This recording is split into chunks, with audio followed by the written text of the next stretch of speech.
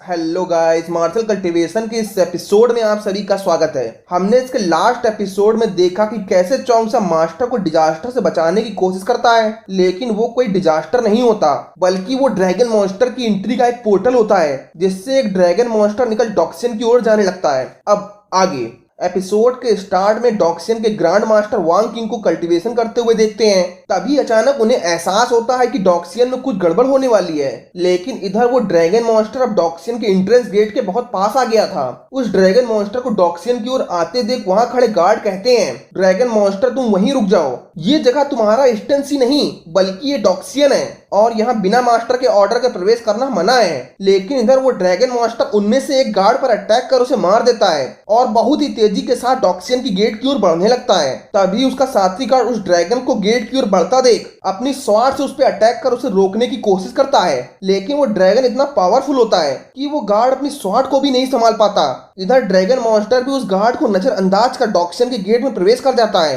तभी हम स्क्रीन में डॉक्सियन के मास्टर को देखते हैं जो कि अपने डिसाइपल्स को फाइटिंग की न्यू टेक्निक सिखा रहे होते हैं। लेकिन तभी अचानक वहां लगे बेल्स के बजने से उन्हें पता चलता है कि किसी एनिमी ने डॉक्सियन पर अटैक करा है। उन बेल्स की आवाज सुन क्वीन जुआन सोचती हैं ये कौन हो सकता है जो डॉक्सियन पर अटैक करने की कोशिश कर रहा है। लेकिन इधर मास्टर भी उन बेल्स की आवाज सुन हैरान थे कि डॉक्सियन पर अटैक करने की हिम्मत कौन ही कर सकता है। और तभी मास्टर अपने डिसाइपल्स को इकट्ठा हो उस एनिमी से डॉक्सियन को प्रोटेक्ट करने को कहते हैं। इधर मास्टर आओ फैंग को भी अपनी मैजिकल लीप से ये पता चलता है कि उनके डॉक्सियन क्लैन में कुछ गड़बड़ हुई है और वो डॉक्सियन को बचाने के लिए बहुत ही तेजी से डॉक्सियन की ओर बढ़ने लगते हैं। मास्टर को इतनी जल्दी में डॉक्सियन की ओर जाता देख चोंगसा भी डॉक्सियन की ओर बढ़ते हुए सोचता है ये ड्रैगन इतनी जल्दी में रीइंफोर्समेंट के लिए एक्शन क्यों ले रहे हैं। इधर जाओ और साथी मास्टर भी डॉक्सियन पर हुए अटैक की इंफॉर्मेशन पाकर डॉक्सियन को एनिमी से सेव करने के लिए काफी तेजी से डॉक्सियन की ओर बढ़ने लगते हैं। तभी स्क्रीन चेंज होती है, हम ड्रैगन मॉन्स्टर को डॉक्सियन मास्टर और डिसाइपल्स के पास देखते हैं जहां ड्रैगन मॉन्स्टर वहां खड़े मास्टर से कहता है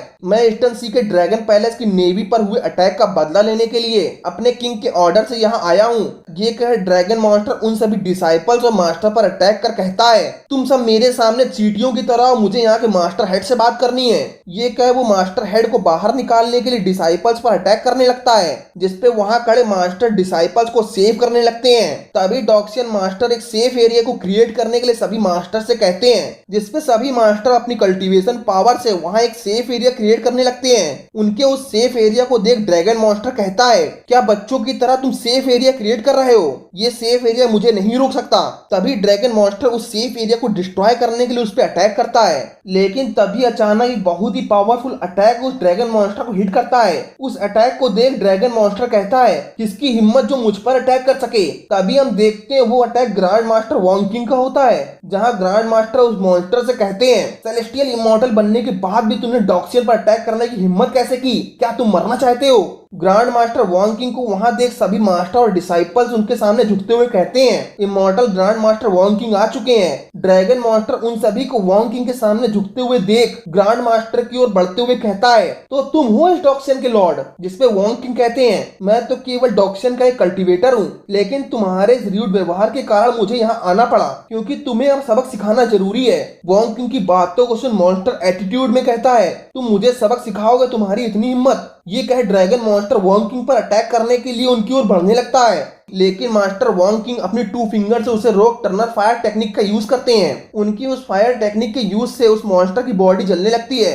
अपनी बॉडी को जलता देख मॉन्स्टर कहता है इस फायर से मेरी प्रीमोडियल स्पिरिट भी जल रही है। तभी ग्रैंड मास्टर उस पर एक अटैक कर उसे दूर फेंक देते हैं। मास्टर वांग किंग की फायर टेक्निक इतनी ज्यादा पावरफुल थी कि वहां खड़े मास्टर और डिसाइपल्स भी उनकी पावर को देख हैरान थे। तभी चोंगसा उनकी फायर पावर को देख कहता है इमॉर्टल वांग किंग की टर्नल फायर टेक्निक वाकई में कमाल की है और अगर मैं इस टेक्निक को थोड़ा भी सीख सका तो ये मेरे एल्केमी और फिजिकल फिटनेस पर काफी हेल्पफुल होगा। तभी हम वांग किंग की टर्नर फायर से जलते हुए ड्रैगन मॉन्स्टर को देखते हैं जो अब बहुत ही तेजी के साथ टर्नर फायर से जलते हुए नीचे गिरता है। उस फायर से उसकी ड्रैगन बॉडी अब डिस्ट्रॉय हो चुकी थी और तभी वो अपने कदमों पर खड़े होने की कोशिश कर कहता है किसी ह्यूमन की कल्टीवेशन पावर इतनी ज्यादा कैसे हो सकती है। ड्रैगन मॉन्स्टर को घायल देख वहां खड़े सभी मास्टर उसे चारों तरफ से घेर लेते हैं। इधर ग्रैंड मास्टर वांग किंग ड्रैगन मॉन्स्टर की ओर बढ़ते हुए कहते हैं ड्रैगन क्लैन स्टार्ट के टाइम से ही सभी क्लैंस पर अटैक करता आ रहा है क्योंकि जब से ड्रैगन क्लैन के पूर्वज पूर्वजों ने बैटल के डिजास्टर को अंजाम दिया है। उन्होंने प्री हिस्टोरिक वर्ल्ड को अपने अटैकों से डिस्ट्रॉय कर दिया है।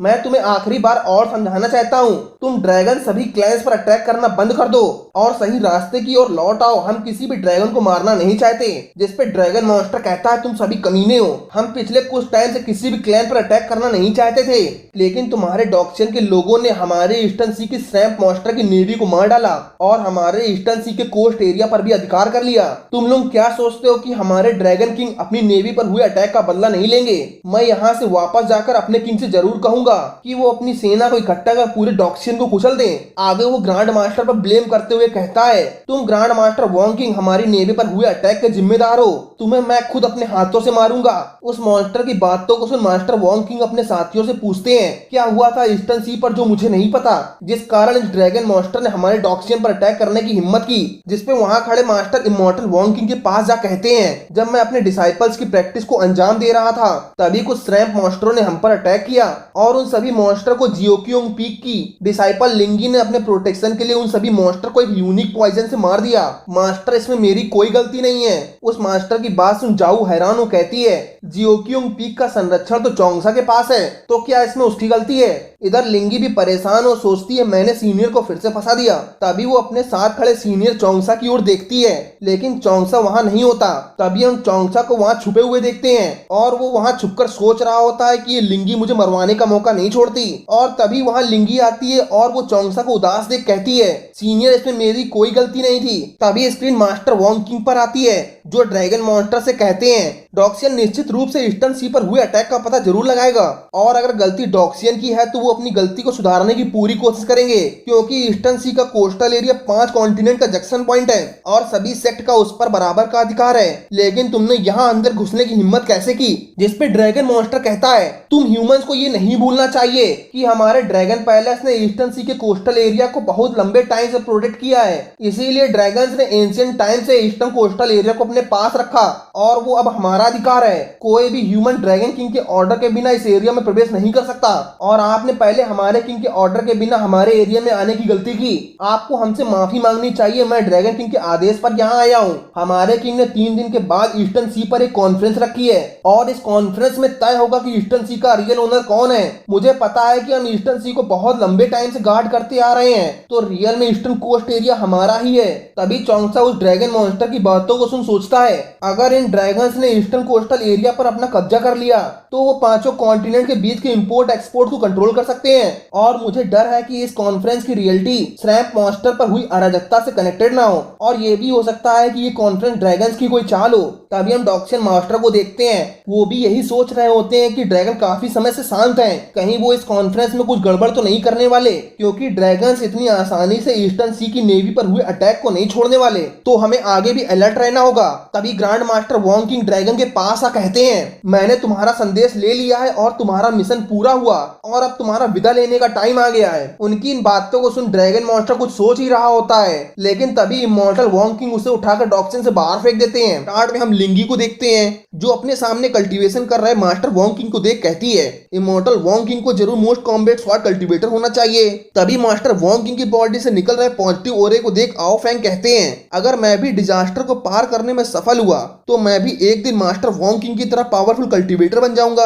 और तभी मास्टर आओ फैंग की तबीयत खराब होती है और उनके मुंह से ब्लडिंग होने लगती है। मास्टर आओ फैंग की हालत को अचानक खराब होता देख चोंगसा हैरान था, लेकिन तभी एकाएक वहां का मौसम फिर से बदल जाता है। उस बदले मौसम को देख चोंगसा सोचता है, मास्टर के इलेक्ट्रिक डिजास्टर का वो टाइम आ गया है, तो जल्द से जल्द हमें मास्टर को इस इलेक्ट्रिक डिजास्टर से प्रोटेक्ट करने के लिए जियोक्योंग पीक लौटना होगा। तभी स्क्रीन चेंज होती है। अब वहां का मौसम भी बहुत ज्यादा खराब था, क्योंकि मास्टर आओ फैंग तो अभी डॉक्सियन में ही थे, जिससे अब डॉक्सियन भी मास्टर के डिजास्टर से इफेक्टेड था और वहां थंडर्स की तेज हवाओं से डिसाइपल्स भी घायल होना शुरू हो गए थे। तभी हम वहां क्वीन जुआन को देखते हैं जो कि अपनी स्वार्ड की हेल्प से खुद को रोकने की कोशिश करते हुए कहती है, ये थंडर्स बहुत ही स्ट्रांग है, इसलिए मैं इन्हें ज्यादा देर तक नहीं रोक सकती। लेकिन तभी मास्टर वॉन्ग किंग उस डिजास्टर को देखते हुए कहते हैं, ये ग्रेट पावर ऑफ हेवन है और जरूर कोई ना कोई इमॉर्टलिटी को प्राप्त होने वाला है। लेकिन इधर डॉक्सियन मास्टर भी अपने डिसाइपल्स को इस डिजास्टर से दूर रहने को कहते हैं। जहां डिसाइपल्स अपने मास्टर की बात सुन पीछे लौट जाते हैं, तभी जाओ के ब्रदर भी उस डिजास्टर को देख कहते हैं,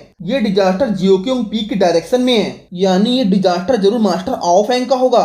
तभी जाओ उनके पास आ कहती है, सीनियर लेकिन मास्टर ऑफ फैंग की कल्टीवेशन बहुत ही बेसिक लेवल की है, तो वो इस डिजास्टर को कैसे हरा पाएंगे। तभी स्क्रीन चेंज होती है। हम मास्टर ऑफ फैंग को डिजास्टर से बचते हुए जियोक्योंग पीक की ओर जाते हुए देखते हैं, जहां रास्ते में लिंगी चोंगसा से कहती है, सीनियर आपको कंफर्म है कि ये डिजास्टर मास्टर का ही है ना।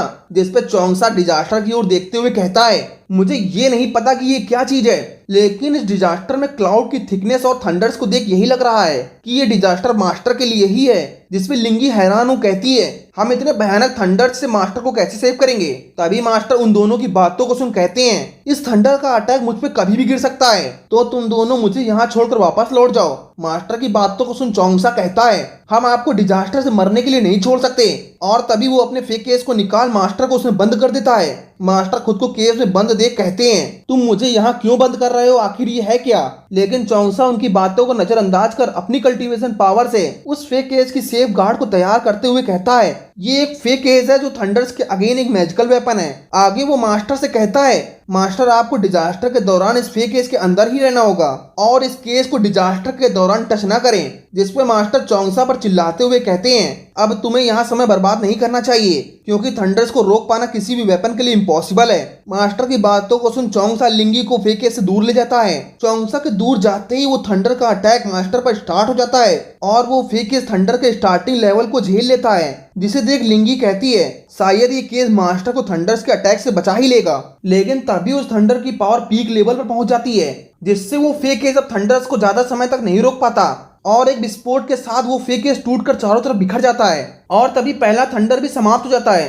अपने फेक केस को इस तरह टूटा देख चोंगसा मास्टर को बचाने के लिए उनकी ओर बढ़ता है, लेकिन तभी मास्टर उठ खड़े होते हैं और वो अपने चारों ओर देख कहते हैं, थंडर भी गायब हो गया है। ये फेक केस बहुत ही अमेजिंग था। वहीं लिंग ये फेक केस को टूटा देख परेशान हो चोंगसा से कहती है, आपका फेक केस तो टूट चुका है, अब हम मास्टर को बाकी बचे 4 थंडर से कैसे सेव करेंगे। जिसपे चोंगसा कहता है, हालांकि ये केस मास्टर को फर्स्ट थंडर से सेव करने में काफी अच्छा रहा, लेकिन हम आगे के थंडर्स और भी स्ट्रांग होने वाले हैं। अगर ये फेक केस होता भी तब भी वो आगे के थंडर्स को नहीं रोक पाता, इसीलिए अब हमें मास्टर को इमॉर्टल पिल्स देनी होगी जो मास्टर को शायद थंडर से सेव कर सके।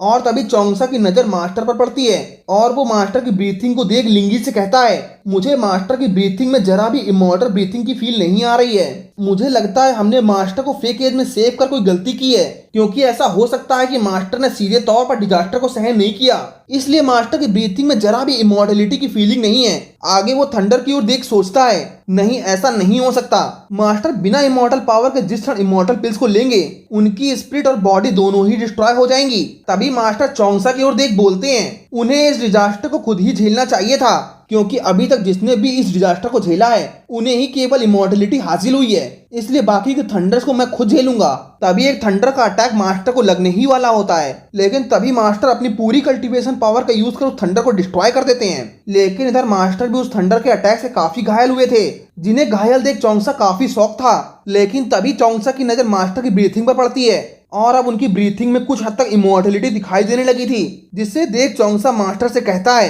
मास्टर मेरे पास एक प्रीशियस मेडिसिन है जो कि कैटलिस्ट को दूर करने में आपकी काफी मदद करेगी। जिसपे मास्टर उसे रोकते हुए कहते हैं, अगर ये मेडिसिन कैटलिस्ट को वाकई में दूर कर सकती है तो इसको मुझ पे बर्बाद मत करो, क्योंकि जब आप कैटलिस्ट को पार कर रहे होंगे तब ये आपकी और लिंगी के काम आएगी। मैं तो वैसे भी बूढ़ा हो चुका हूँ, तो अब मैं मर भी जाऊं तो कोई बात नहीं। ये कह मास्टर अपनी बाकी बची कल्टीवेशन पावर भी अगले थंडर के अटैक को डिफेंड करने में झोंक देते हैं, जिससे अब मास्टर की बॉडी अब तीसरे थंडर के अटैक से बहुत ही वीक हो गई थी और अब वो सही से उठ भी नहीं पा रहे थे। तभी चोंगसा मास्टर की हालत देख कहता है, आपका फाउंडेशन को अभी तक रिपेयर नहीं किया गया है, इसलिए अगले 2 थंडर्स को डिफेंड करना आपकी सहन सीमा के परे है, तो आप खुद को क्यों मजबूर कर रहे हैं। जिसपे मास्टर उठते हुए बोलते हैं, फाउंडेशन के बारे में भूल जाओ, ये मेरी नियति है, इसलिए मैं अब मौत तक लड़ने के लिए तैयार हूँ। आगे मास्टर बोलते हैं, डाओ ऑफ हेवन मुझे इमॉर्टल बनने से चाहे जितना रोके, मैं कभी भी इमॉर्टल बनने के लिए डाओ ऑफ हेवन के सामने नहीं झुकने वाला, क्योंकि मैंने अपने अनुभव में देखा है Dao of heaven immortal Wong King की तरह अपने डिसाइपल्स की रक्षा नहीं कर सकते, इसलिए मैं मर भी जाऊं लेकिन उनके सामने नहीं झुकने वाला। मास्टर की बातों को सुन दूर खड़ा चोंगसा सोचता है, क्या मास्टर जस्टिस के लिए मरने वाले हैं, ये मैं कभी नहीं होने दूंगा। ये कह चोंगसा थंडर से बचते हुए मास्टर की ओर बढ़ने लगता है। तभी मास्टर की नजर चोंगसा पर पड़ती है और वो चोंगसा को अपनी ओर आते देख चिल्लाते हुए कहते हैं, तुम्हें इस थंडर में नहीं आना चाहिए था। जिस पर चोंगसा इमोशनल हो कहता है, लिंगी और मैंने इस पिल्स की रिफाइनिंग के लिए बहुत मेहनत की और ये सिर्फ इसलिए कि आप जीवित रहें। जिस पे मास्टर चौंगसा पर चिल्लाते हुए कहते हैं, तुम इस थंडर में क्यों मरना चाहते हो, और अगर तुम इस थंडर में मारे गए तो लिंगी को कौन संभालेगा। जिस पे चौंगसा कहता है, आपने मुझे 100 सालों तक पाला और शिक्षित किया, मैं आपको ही अपनी माता और पिता मानता हूँ, इसलिए मैं आपको इतनी आसानी से मरने कैसे दे सकता हूँ। ये कह वो मास्टर को इमोर्टल पिल्स देने के लिए आगे बढ़ाता है। तभी लिंगी पीछे से रोते हुए कहती है, मास्टर आपको हमारे लिए जीवित रहना होगा। मास्टर लिंगी को रोता देख और चौंगसा के फोर्स करने पर इमोर्टल पिल्स की गोलियों को लेते हुए चौंगसा से कहते हैं, मैं इस बार इससे लड़ने की पूरी कोशिश करूंगा। ये कहे मास्टर हवा में उड़ते हुए थंडर के अंदर जंप लगा देते हैं, लेकिन तभी थंडर्स की पावर उन्हें वहीं जकड़ लेती है। मास्टर को इस तरह जकड़ा देख नीचे खड़े चौंगसा और लिंगी हैरान थे, लेकिन तभी थंडर्स की इलेक्ट्रिक पावर और बढ़ने लगती है, जिससे अब मास्टर की पूरी बॉडी कांपने लगी थी और धीरे धीरे कर उनकी पूरी बॉडी डिस्ट्रॉय हो जाती है। उनकी बॉडी के डिस्ट्रॉय होते ही वहाँ एक बहुत तेज धमाका होता है। उस धमाके को देख वहाँ खड़े चौंगसा और लिंगी दोनों हैरान थे, लेकिन तभी वो थंडर गायब हो जाते हैं और मास्टर की डिस्ट्रॉय बॉडी के साथ उनकी मैजिकल स्टिक नीचे आती है। तभी स्क्रीन चेंज होती है। हम ताओइज्म की ग्रैंड मास्टर को देखते हैं, जो कि दूर से ही ये सब देख रहे थे। इसी के साथ ये एपिसोड समाप्त हो जाता है। अगर आपको हमारा एक्सप्लेनेशन अच्छा लगा हो तो हमारे चैनल को सब्सक्राइब करना बिल्कुल मत भूलिएगा। मिलता हूँ नेक्स्ट एपिसोड के साथ।